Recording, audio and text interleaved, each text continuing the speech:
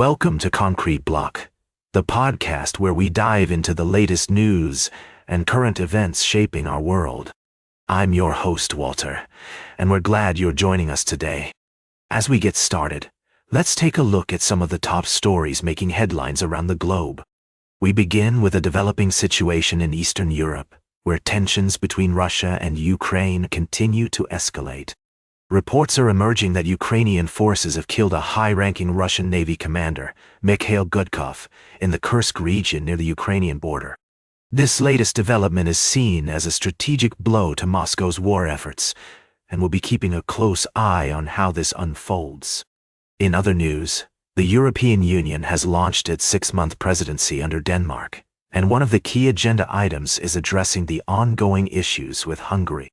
The Danish government is calling for Hungary to temporarily lose its voting powers due to allegations that Budapest has violated EU laws, including blocking Ukraine's accession bid. This move is seen as a significant escalation in the EU's efforts to hold member states accountable for upholding the bloc's values and rules. Meanwhile, in the UK, the government is facing internal friction over welfare reform, with Chancellor of the Exchequer Rachel Reeves coming under fire for committing to self-imposed fiscal rules that critics argue will hurt vulnerable members of society. It will hurt vulnerable members of society. The debate has gotten heated, with Reeves even appearing visibly shaken during a parliamentary session. We'll be watching how this situation develops and what it might mean for the stability of the UK government.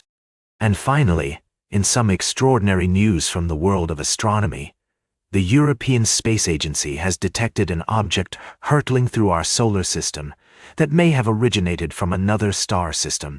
While the details are still unclear, this discovery has sparked excitement among scientists and space enthusiasts alike.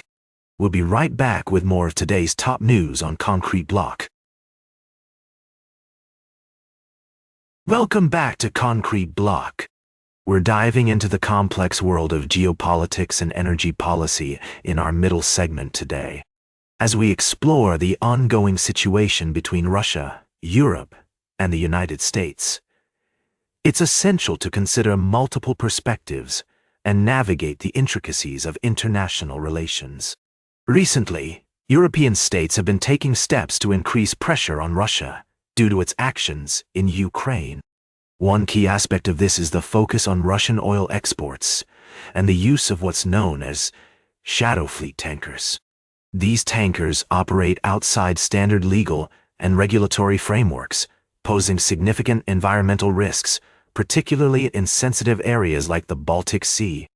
The European approach involves blacklisting these vessels and imposing stricter insurance requirements, which Russia has criticized as unfair. However, proponents argue that these measures are necessary to protect the environment and uphold international standards. It's a delicate balance between enforcing regulations and respecting the principles of free navigation and trade. Experts point out that while these actions might contribute to reducing Russia's oil revenues, they also highlight the broader challenges in managing global maritime traffic and preventing pollution. The situation underscores the need for cooperation and clear enforceable international norms. As we consider the implications of these developments, it's crucial to acknowledge the diverse viewpoints and interests at play. From economic concerns to environmental protection and geopolitical strategies, each aspect influences the evolving landscape of global energy policy and international relations. Stay tuned for our final story of the day, right here on Concrete Block. Good evening, and welcome back to the Concrete Block. I'm your host, Walter. As we wrap up today's show, we're going to take a closer look at a developing story that's making headlines across Europe.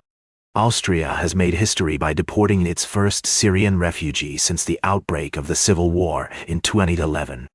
This move marks a significant shift in the country's asylum policy and has sparked intense debate among rights groups and governments alike. According to reports, the deported individual was a 32-year-old Syrian man who had been convicted of a crime and stripped of his refugee status. Austrian Interior Minister Gerhard Karner stated that this deportation is an extremely important signal that Austria is committed to a tough but fair asylum policy. The minister also hinted that more deportations to Syria will follow. However, human rights groups have expressed concerns about the safety and well-being of those being deported, citing the volatile security situation in Syria. They argue that it's too early to determine whether it's truly safe for people to be returned to the country. Lukas Gerleitner-Gertz, a lawyer and spokesperson for Asylum Coordination Austria, emphasized that there is no reliable information on how the new regime will treat the returnee, making it irresponsible to conduct a deportation simply for PR reasons. As we consider this complex issue, it's essential to acknowledge the delicate balance between maintaining national security and upholding humanitarian principles. The European Union has been grappling with migration policies, seeking to strike a balance between protecting its borders and providing a safe haven for those fleeing conflict and persecution. Austria's decision may set a precedent for other EU member states, potentially encouraging them to follow suit. However, it's crucial to approach this topic with caution, taking into account the potential consequences for those being deported and the long-term implications for regional stability. As we conclude today's segment, I want to emphasize that the Concrete Bloc is committed to providing a fair and balanced perspective on the issues that matter most. We strive to present the facts without taking a stance or promoting a particular agenda. That's all for today's Concrete Bloc. Remember to like, share, and subscribe. And until next time, stay informed.